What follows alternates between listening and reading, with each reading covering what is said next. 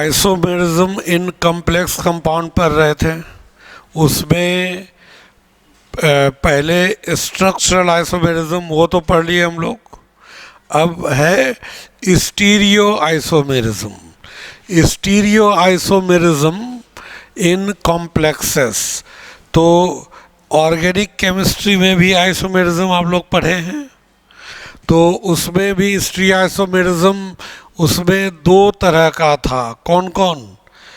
Conformational और configurational. Conformational यहाँ नहीं है, कॉन्फिगरेशनल टाइप है। और कॉन्फिगरेशनल भी दो तरह का था, कौन? ज्योमेट्रिकल और ऑप्टिकल। तो वो दोनों हम लोग को यहाँ पर पढ़ना है, ठीक है। तो वो दोनों हम लोग को इसमें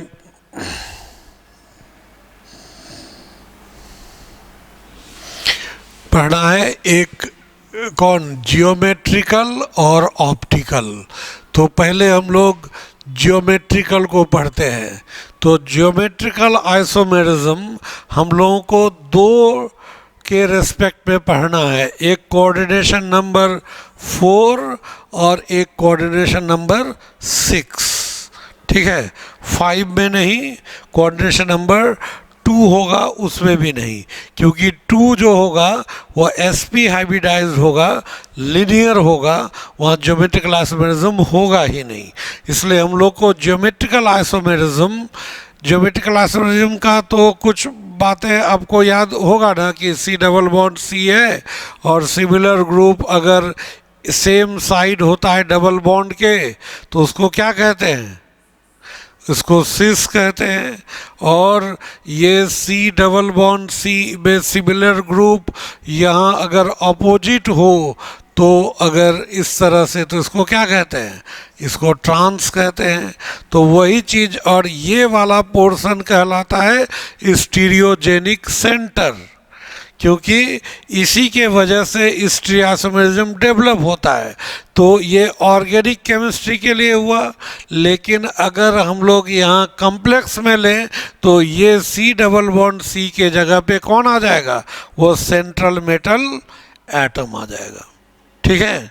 C डबल बॉन्ड C के जगह पे कौन आ जाएगा? Central metal atom. बस स्टीरियोजेनिक सेंटर ऑर्गेनिक कंपाउंड में C डबल बॉन्ड C था, तो यहाँ पर उस जगह पे कौन आ जाएगा? सेंट्रल मेटल एटम हो जाएगा। बाकी सारे कंडीशन उसी तरीके से, ठीक है। तो अब देखिए कोऑर्डिनेशन नंबर यहाँ पर जो होगा, तो अब कोऑर्डिनेशन नंबर 4, तो है ना, geometrical isomerism in the complexes with coordination number 4। Coordination number 4 अगर है तो उसमें दो तरह का हाइब्रिडाइजेशन होगा, याद कीजिए, पढ़े हैं, sp3 और यहाँ dsp2। sp3 जो होगा ये इसका शेप कैसा होगा? टेट्राहेड्रल, और dsp2 का स्क्वायर प्लेनर। तो टेट्राहेड्रल में आपको पता है ना कि बीच में जैसे मेटल और यहाँ पर एक लिगैंड L1, मान लीजिए इधर ये लिगैंड L2 हो गया, और इधर एक होता है वेज यानी प्लेन के ऊपर में ये लिगैंड आपको L3 हो गया, और एक जो यहाँ पीछे वो डैश के रूप में रहेगा लिगैंड 4 हो गया। ये जो लिगैंड है L1 से L3 का जो डिस्टेंस है, L1 से L2 का, L1 से L3 का, L3 से L4 का, L3 से L2 का, या L4 से L2 का, ये सब का डिस्टेंस क्या है? सेम है, इक्वल। यानी आप सोचिएगा कि L4 को हम यहाँ कर दें, L2 को यहाँ कर दें तो चेंज हो जाएगा स्ट्रक्चर में, ऐसा कोई चेंज होगा नहीं, सारे इक्विवेलेंट पोजीशन पे हैं। इसीलिए टेट्राहेड्रल में लिगैंड का पोजीशन बदलने से उसका स्टीरियो केमिस्ट्री में कोई चेंजेस नहीं आएंगे, रिलेटिव पोजीशन ऑफ लिगैंड वो सेम ही रहेगा। इस वजह से tetrahedral complexes do not show geometrical isomerism because the relative position of ligand remains same, उसका रिलेटिव पोजीशन में कोई चेंज होता ही नहीं है, इसलिए वो कभी भी ज्योमेट्रिकल आइसोमेरिज्म शो नहीं करेगा। कौन? जब हाइब्रिडाइजेशन sp3 होगा। ठीक है, अगर dsp2 है तो dsp2 में स्क्वायर प्लानर कैसा होगा? ऐसे बीच में मेटल, ये लिगैंड ऐसे यहाँ पर। अब देखिए, अगर ये L1 है, L2 है, L3 है और L4 है, यहाँ अगर बदल दीजिएगा तो पोजीशन चेंज हो जाएगा। L4 को यहाँ कर दीजिए, L3 उधर, तो L1 और L4 के बीच अभी 90 डिग्री, और L1 और L3 के बीच 180, लेकिन ये बदल देंगे तो L4 चला जाएगा 180 पर और L3 चला जाएगा 90 पर, तो यहाँ रिलेटिव पोजीशन बदल जाएगा। इस वजह से यहाँ ज्योमेट्रिकल आइसोमेरिज्म पॉसिबल है। ठीक है, तो ज्योमेट्रिकल आइसोमेरिज्म कोऑर्डिनेशन नंबर 4 वाले कॉम्प्लेक्स में कब ज्योमेट्रिकल आइसोमेरिज्म होगा? कब होगा? जब उसका हाइब्रिडाइजेशन dsp2 हो, यानी कि वो स्क्वायर प्लानर शेप का हो। अगर टेट्राहेड्रल है तो वहाँ पर ज्योमेट्रिकल आइसोमेरिज्म नहीं होगा। ठीक है, आया समझ में?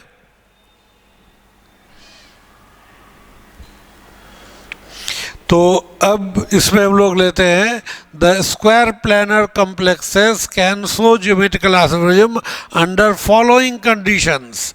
इसमें क्या होगा?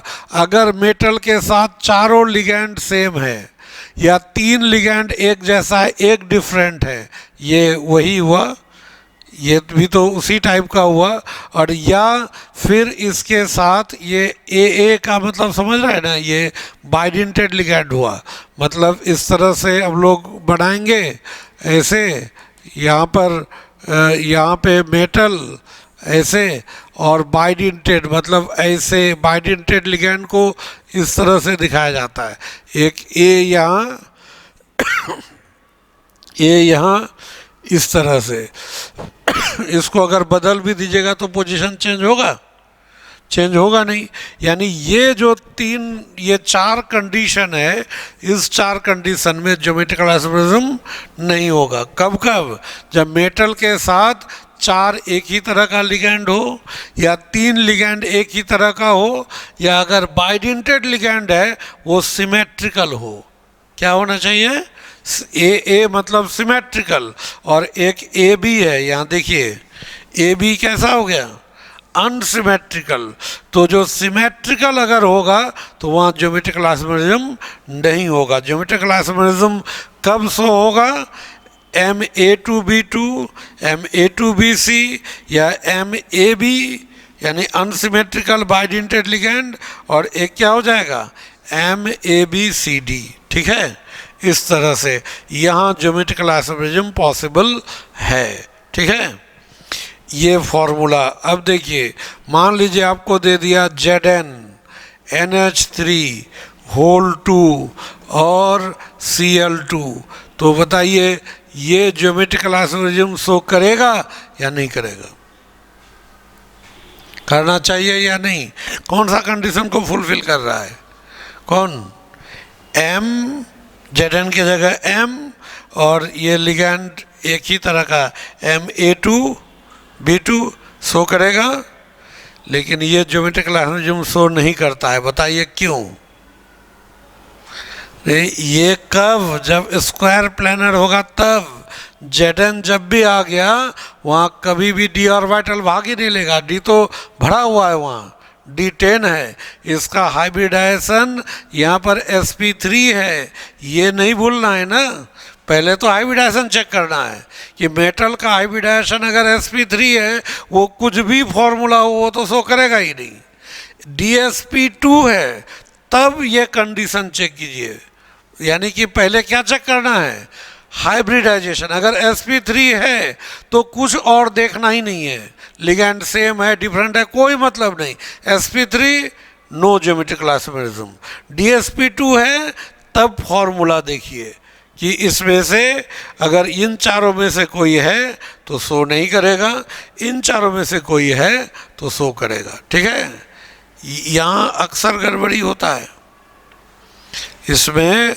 अब अगर यहाँ पूछ देगा इसमें से कौन ज्योमेट्रिकल आइसोमेरिज्म शो करेगा, एक ये दे दिया एक चॉइस में और एक चॉइस में PT और NH3 यहाँ पर होल 2 फिर Cl2 ऐसे दे दिया, और मान लीजिए यहाँ पर एक चॉइस में ये दूसरा चॉइस में दिया, फिर आपको उसी तरह से तीसरा चॉइस में मान लीजिए यहाँ दे दिया गया NiNH3 होल 4 और यहाँ 2+ ये हो जाएगा। उसी तरह से यहाँ पे आपको इसी तरह से पैलेडियम PdCl4 और 2-, तो इसमें या इस जगह ऐसे दे दिया 3 और चौथा दिया बोथ, यहाँ पर पूछा जा रहा है बोथ A and B, और कह रहा है कि ये 4 चॉइस कि इसमें कौन ज्योमेट्रिकल आइसोमेरिज्म शो करेगा। तो आपको तो लगेगा शुरू में A और B दोनों शो करना चाहिए, लेकिन सबसे पहला कंडीशन अगर कोऑर्डिनेशन नंबर 4 है तो पहले आप क्या निकाल लीजिए, हाइब्रिडाइजेशन। तो हाइब्रिडाइजेशन निकालिएगा तो प्लेटिनम में आपको dsp2 आएगा और यहाँ sp3, इसलिए ये शो नहीं करेगा, आपको शो कौन करेगा, B। आया समझ में? यानी कि कोऑर्डिनेशन नंबर आपको ज्योमेट्रिकल आइसोमेरिज्म शो करेगा या नहीं, ये चेक करने के लिए देखिए कोऑर्डिनेशन नंबर 4 है या 6 है।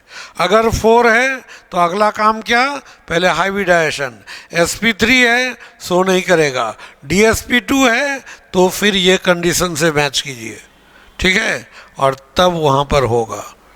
ठीक है, आया समझ में? तो ये इसका कंडीशन हो गया। ठीक है, नेक्स्ट हम लोग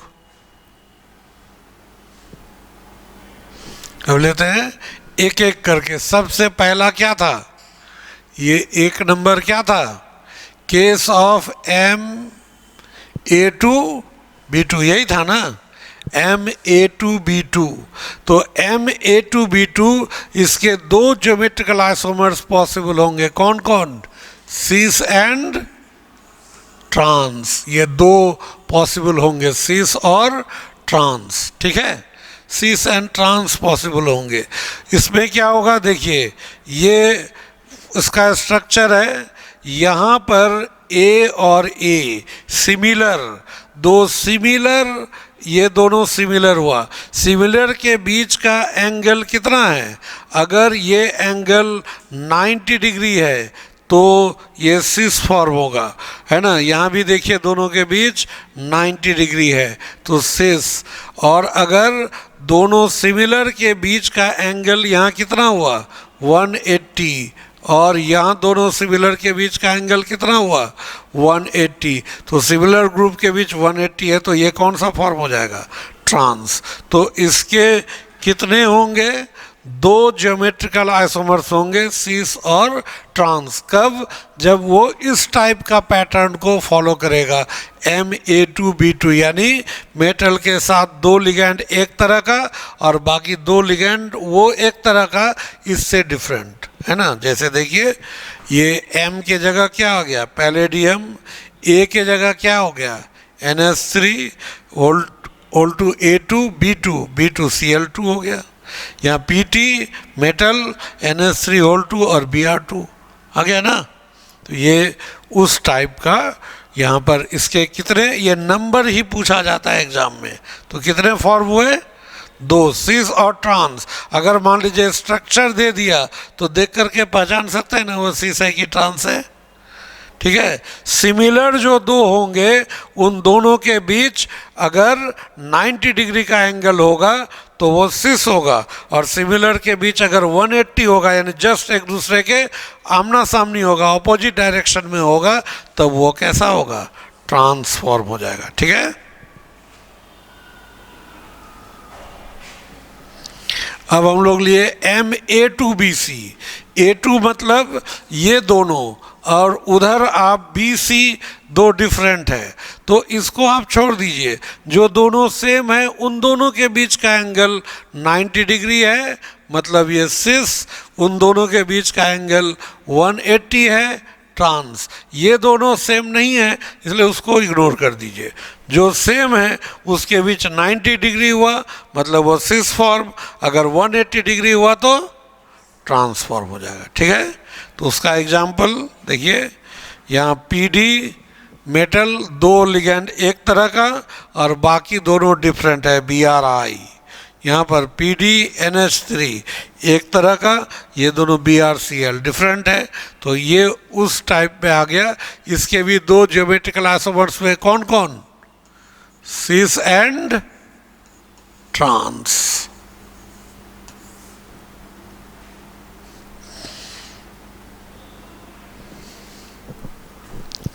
अब case of AB whole two, देखिए ये AB का मतलब ये जो होगा, AB जो हुआ इसको हम लोग कहेंगे अनसिमेट्रिकल।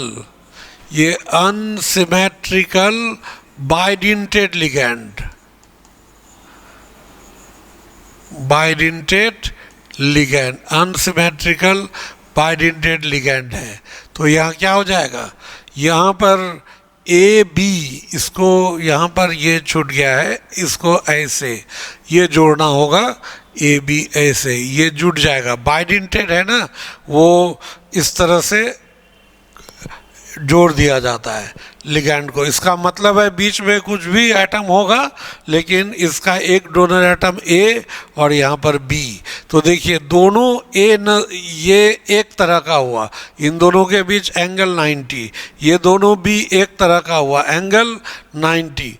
लेकिन यहाँ पर उसी तरह से AB और AB ऐसे बाइडेंटेड, लेकिन A और A अपोजिट है, यह एंगल कितना है 180 डिग्री। यहाँ B और B अपोजिट है 180 डिग्री, इसलिए ये कौन सा फॉर्म होगा, ट्रांस, और ये कौन सा फॉर्म हो जाएगा, सिस। जो सिमिलर है उसके बीच 90 डिग्री सिस, और अगर 180 है तो ट्रांस। ये काफ़ी कॉमन चीज़ है। तो it has two geometrical isomers, कौन कौन, सिस एंड ट्रांस। ठीक है। नेक्स्ट, केस ऑफ MABCD, यानी चार लिगैंड है, चारों डिफरेंट है, तब ये बहुत इंपॉर्टेंट है। ये वाला ये पूछा जाता है, जब मेटल के साथ चार लिगैंड हो, चारों डिफरेंट हो, तो उसके कितने ज्योमेट्रिकल आइसोमर्स होते हैं। तो इसमें कितने होते हैं, 3 ज्योमेट्रिकल आइसोमर्स। ठीक है, 3 ज्योमेट्रिकल आइसोमर्स होंगे। देखिए इसमें क्या कीजिए, एक का पोजीशन को फिक्स कर लीजिए, ABCD। अब एक बार इन दोनों को बदल दीजिए, इन दोनों को बदल दिए, देखिए D इधर आ गया, C इधर आ गया, ये बदला, और एक बार अब इन दोनों को बदल दिए, देखिए C ऊपर, यहाँ एक बार इसको बदले, और एक बार हम लोग किसको बदले, इन दोनों को बदले, B नीचे और D ऊपर, वो तीसरा बन गया। इसको चेंज किए तो ये बना, इसको चेंज किए यहाँ, लेकिन सिस और ट्रांस नहीं होगा नाम। क्यों, क्योंकि सिमिलर तो कोई ग्रुप है ही नहीं, है ना। तो इसके कितने ज्योमेट्रिकल आइसोमर्स, 3। ये पूछा जाता है कि अगर कोई स्क्वायर प्लैनर कॉम्प्लेक्स हो और मेटल के साथ 4 लिगेंड हो, चारों डिफरेंट हो, चारों लिगेंड डिफरेंट, देखिए 1 2 3 4, चारों लिगेंड डिफरेंट हो, तो उसके कितने ज्योमेट्रिकल आइसोमर्स होते हैं, 3 ज्योमेट्रिकल आइसोमर्स होते हैं। ये आपको याद रखना पड़ेगा। ठीक है, याद रहेगा ना।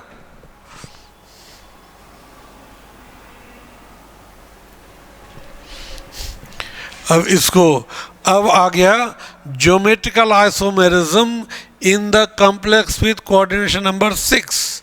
कोऑर्डिनेशन नंबर 6 होगा तो उसमें दो तरह का हाइब्रिडाइजेशन होगा, D2sp3 या क्या sp3d2। दोनों ही में शेप क्या होता है, ऑक्टाहेड्रल, इसलिए कोई इसमें फर्क पड़ता ही नहीं है। और ऑक्टाहेड्रल का शेप कैसा होता है, को पता है ना, ऐसे हम लोग बनाएंगे और यहाँ पर एक हम लोग इस तरह से ऐसे हो जाएगा, है ना।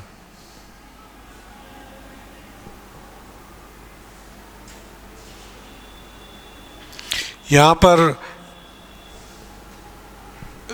इस जगह आ जाएगा M और एक यहाँ पे एक ऐसे। तो इसका नंबरिंग कैसे होता है, इसका नंबरिंग कैसे होगा बताइए, कैसे सोचिए तो जरा सा। ये मॉलिक्यूल कैसा, एक प्लेन बुक में बुक है और बुक के बीचों बीच एक जो डायगोनल होगा, एक ऊपर एक नीचे।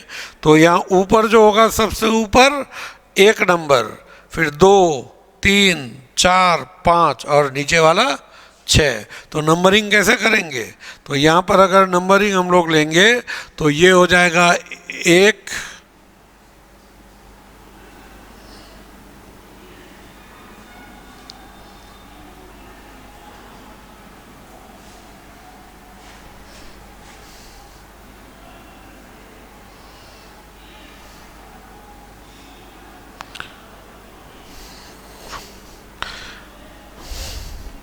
तो ये इसको हम लोग यहाँ पर हम लोग क्या कर लेंगे, ये जो नंबर यहाँ पर होगा इस जगह नंबर हो जाएगा 1, ठीक है।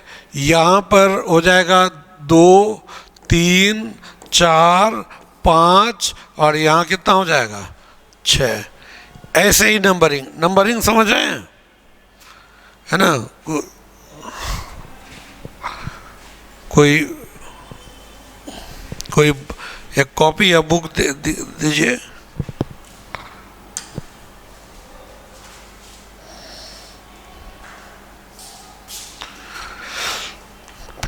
जैसे ये है ऐसे और इसी के ऊपर जो होगा ऐसे एक रहेगा और एक नीचे रहेगा। तो ये ऊपर वाले को एक नंबर, फिर ये कॉर्नर है 2, ये ऊपर ये वाला हो गया 1 नंबर, ये जो 4 कॉर्नर है ये आ गया आपको, और जो नीचे होगा वो कौन सा हो जाएगा 6, ठीक है। ऐसे ही नंबरिंग किया जाता है, ठीक है। तो ये 1 2 3 4 5 6। अब इसमें कब अगर MA6 हो, यानी मेटल से 6 लिगैंड एक जैसा या 5 लिगैंड एक जैसा हो, या सिमेट्रिकल लिगैंड हो बाइडेंटेट और वो 3 हो, तो ऐसे कंडीशन में ज्योमेट्रिकल आइसोमेरिज्म होगा नहीं, ठीक है। तो यहाँ एक चीज़ देख लीजिए, ऑक्टाहेड्रल में जब कोऑर्डिनेशन नंबर 6 है तो हाइब्रिडाइजेशन हमें चेक करने की ज़रूरत नहीं है, लेकिन कोऑर्डिनेशन नंबर 4 है तो हाइब्रिडाइजेशन पहले चेक करना पड़ेगा, ठीक है। अब यहाँ पे देखिए ऑक्टाहेड्रल कॉम्प्लेक्स में MA4B2 यानी 4 लिगैंड एक तरह का, 2 और 3 लिगैंड इस तरह से, है ना, एक तरह का 3 लिगैंड एक तरह का 3। और यहाँ पर क्या हो जाएगा A2B2C2, या फिर MABCDEF मतलब 6 लिगैंड डिफरेंट। फिर यहाँ क्या हो जाएगा MAA2A2, MAA2AB, MAA2B2, MAB3। ये जो कंडीशन है यहाँ पर, ऐसे कंडीशन में ज्योमेट्रिकल आइसोमेरिज्म पॉसिबल होगा। और इसमें सबका जो होगा, इसमें भी 2 इसमें भी 2, ये दोनों में चेंज होगा, बाकी सब में फिर क्या होगा 2 ही है, केवल इन दोनों में डिफरेंट होता है, इन दोनों में, ठीक है। इन दोनों में नंबर ऑफ आइसोमर्स, और यही एग्जाम में पूछा गया है। ये MABCDEF इसके कितने होते हैं? 15 स्ट्रक्चर पॉसिबल होते हैं। तो कितने आइसोमर्स होंगे? 15। But in no books all the 15 structure has been given. सारे 15 स्ट्रक्चर किसी बुक में नहीं दिए हैं, है ना। तो इसको तो उसी तरह से एक बार मैं पढ़ाते समय बता दिया कि 15 इसका होगा, हम बता दिए। वो एक स्टूडेंट है, आकाश अग्रवाल करके था, वो अगले दिन आकर के सर वो 15 हमको ड्रॉ कर दीजिए। हम बोले अरे पोजीशन बदल बदल करके ड्रॉ करो, नहीं हमको ड्रॉ कर दीजिए। तो उसको मैंने डांटा इतना, तो उसके वजह से वो डांट खाया। उसके बाद एग्ज़ाम जब हुआ IIT का, उसके बाद वो अपीयरिंग में वो लड़का क्वालिफाई किया था। IIT का एग्ज़ाम हुआ, एग्ज़ाम के बाद वो आकर के बोल रहा है थैंक यू सर। हम बोले किस चीज़ के लिए थैंक यू? बोले सर वो जो क्वेश्चन जिसके लिए आप हमको डांटे थे, एग्जैक्ट वही क्वेश्चन आया था कि इसका कितना आइसोमर होगा। तो चूंकि हम डांट खाए थे तो आंसर हमको याद था, है ना। तो कुछ ऐसा चीज़ होता है जिसको, और वहाँ ड्रॉ करना एग्जाम में कभी भी नहीं पूछेगा 15 स्ट्रक्चर ड्रॉ। एक तो ऑब्जेक्टिव पैटर्न है, आप कैसे क्यों ड्रॉ कीजिएगा? नंबर से मतलब है। और आप ऐसे प्रैक्टिस के लिए घर पे ड्रॉ करके देख सकते हैं।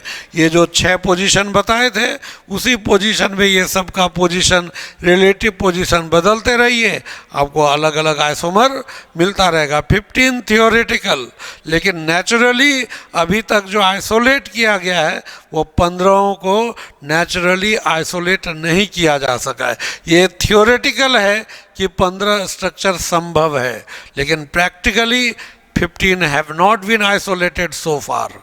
अभी तक उतना अलग नहीं किया जा सका है। ठीक है, समझ गए इसको? तो ये कंडीशन में शो करेगा, और ये जो कंडीशन है यहाँ पर, ये 3 कंडीशन में ज्योमेट्रिकल आइसोमेरिज्म शो नहीं करेगा।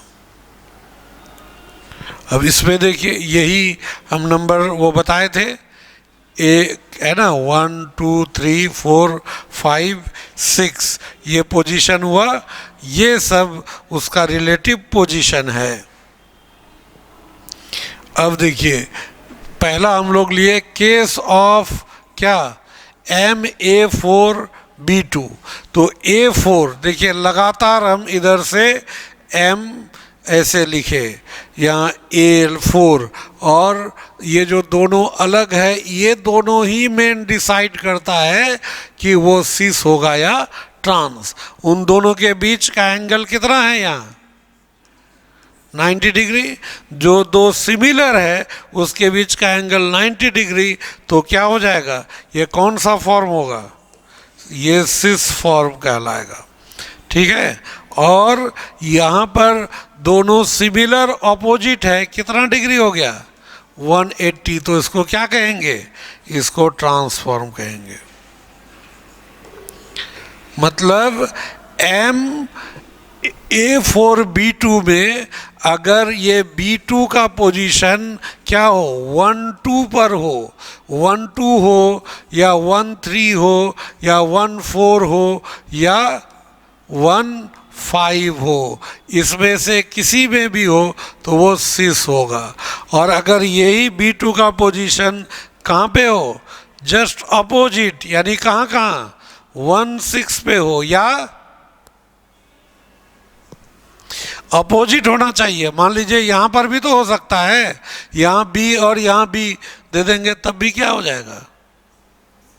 मतलब वो भी आपको, मतलब इसीलिए हम एंगल को बताए, पोजीशन से हम लोग को मतलब नहीं है। हम लोग एंगल पर इसलिए हम लोग डिस्कस किए कि जो दो सिमिलर है उसके बीच 90, तो सिस 180 है तो ट्रांस। अब अगर मान लीजिए B यहाँ है और एक B यहाँ है, तब भी तो दोनों B के बीच कितना होगा?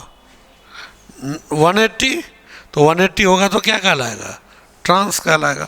मान लीजिए आपको ऐसा बना दिया, इस टाइप से ऐसे बना दिया ऐसे, और यहाँ M है ऐसे, इस तरह से ऑक्टाहेड्रल का ये होगा। तो यहाँ पर B और इधर B और इधर A लिख दिए, इधर सब में A, तो ये कौन सा फॉर्म होगा? तो A4B2 में A को नहीं देखना होता है, देखना किसको है? B को, और दोनों B 180 पर है तो ट्रांस, अगर 90 पे है तो सिस, यही कंसेप्ट है। ठीक है, तो ये भी कौन सा फॉर्म हो जाएगा? ट्रांस। तो ट्रांसफॉर्म, तो अब समझिएगा ये ट्रांस और वो ट्रांस अलग है, ऐसा नहीं है, दोनों आइडेंटिकल ही है। इसलिए इसके भी कितने ज्योमेट्रिकल आइसोमर्स? 2। कौन कौन? Cis and trans. ये हो गया।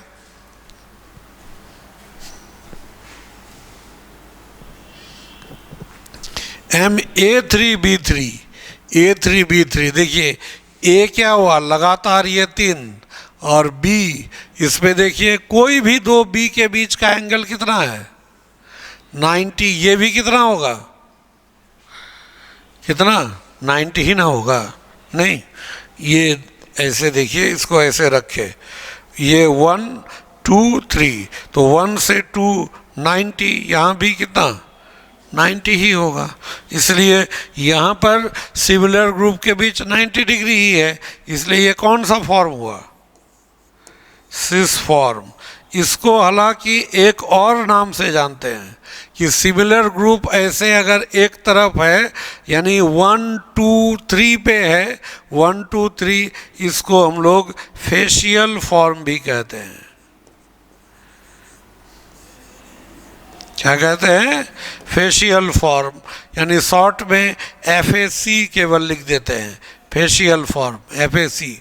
और अगर यहाँ 1 2 और 6 पे रहता है, यानी 2 90 पे और बाकी 2 180 पे रहता है, तो इसको हम लोग कहते हैं ट्रांसफॉर्म, या इसको हम लोग कहते हैं मेरिडोनियल फॉर्म, या इसको क्या कहते हैं?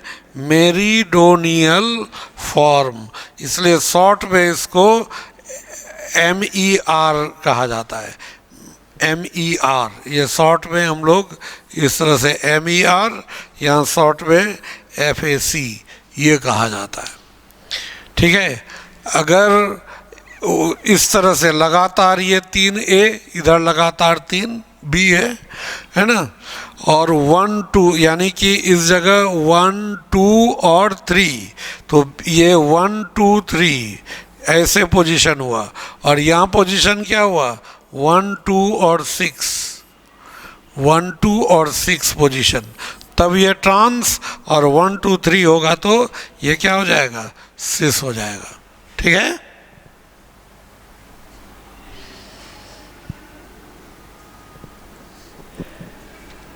देखिए केस ऑफ MA2B2C2, मतलब दो MA2B2C2 octahedral complex of this type can exist theoretically in 5 geometrical isomers, 5 form, ये अलग अलग 5। देखिए इसमें क्या हो गया? A opposite, B opposite, C सब एक दूसरे के अपोजिट, ये एक पोजीशन। और अब इसमें से पोजीशन को बदलते हम लोग ये बदल देंगे। यहाँ पर अभी क्या किया गया है? इन दोनों को बदला गया, केवल ये इन दोनों को बदला गया, ये बना। देखिए B इधर आ गया, A उधर चला गया। ये कैसे बना? यहाँ पर हम लोग देखिए C को यहाँ से हम लोग इस जगह पे ले आए, C और A को बदल दिए। यहाँ पर क्या किए? यहाँ पर B और C को बदल दिए, और इस जगह हम लोग यहाँ पर देखिए A और B इस जगह मेरिडोट ये फॉर्म में बदल दिए। तो इसका ये टोटल 5 स्ट्रक्चर होता है। इसका सिस ट्रांस नोमेनक्लेचर नहीं है। ये सीधा आपको केवल क्या पूछेगा? ये नंबर पूछेगा। तो MA2B2C2 में कितने होते हैं? टोटल 5 ज्योमेट्रिकल आइसोमर्स पॉसिबल हैं। ठीक है, ये 5 ज्योमेट्रिकल आइसोमर्स। अब नेक्स्ट केस ऑफ MABCDEF, ये इसमें स्ट्रक्चर हमने नहीं ड्रॉ किया है. Octahedral complexes of this type can exist theoretically in 15 geometrical isomers, but in fact only 3 geometrical isomers have been isolated. अभी तक मात्र 3 ही आइसोमर आइसोलेट किया गया है नेचुरली अकरिंग, लेकिन इसके थियोरेटिकली कितने स्ट्रक्चर संभव हैं? 15. तो पूछेगा इसका कितना आइसोमर होगा, तो आइसोमर कितना होगा, तो 15 ही आंसर देना पड़ेगा, है ना. नेचुरली कितने एक्सट्रैक्ट किए गए हैं, देन आंसर 3. ठीक है, लेकिन नेचुरली वाला नहीं पूछता है, जनरली वो कितना आइसोमर पॉसिबल है, तो कितना हो जाएगा? 15. और जब 4 लिगेंड था और चारों डिफरेंट था तब कितना था? 3. जब वो स्क्वायर प्लानर था और तब चारों लिगेंड डिफरेंट था तो उसके कितने आइसोमर थे? 3 आइसोमर्स. ये नंबर ऑफ आइसोमर्स को आपको ध्यान में रखना है. ठीक है.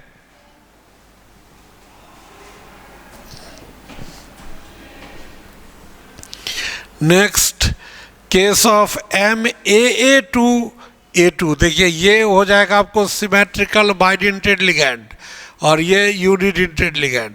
तो दोनों A ऐसे लगाया और ये दोनों. अब ये दोनों के बीच कितना डिग्री का एंगल है, इसलिए ये कौन सा फॉर्म होगा? सिस. और वही AA अब दोनों के बीच कितना डिग्री का एंगल है? 180. तो क्या होगा? ट्रांस हो जाएगा. तो इसके कितने ज्योमेट्रिकल आइसोमर्स हैं? 2 ज्योमेट्रिकल, सिस और ट्रांस.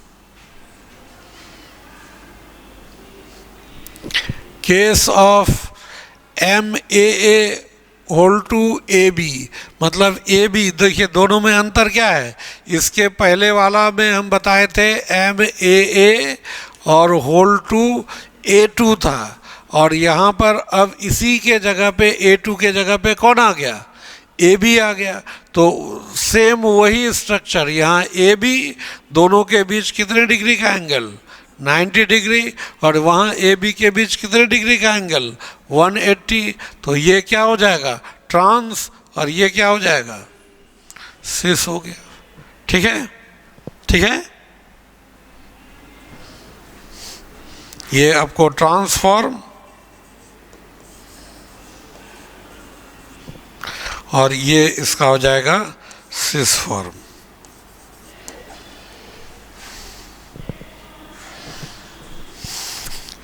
और यहाँ ये जो bidentate ligand, symmetrical bidentate ligand एक ही है और ये अलग अलग A2 B2. तो यहाँ देखिए इन दोनों के बीच कितने डिग्री का एंगल?